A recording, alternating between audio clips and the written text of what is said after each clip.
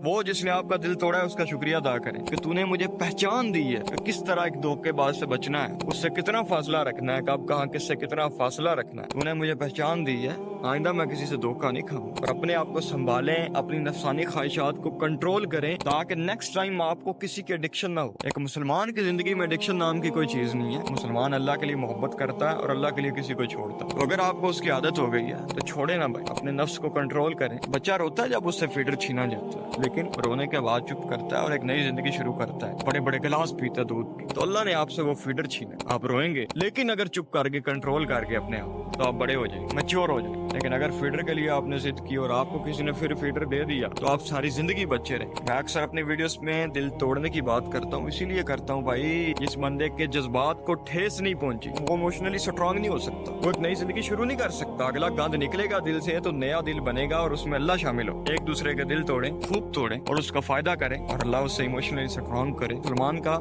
Emotionally strong होना बहुत जरूरी है।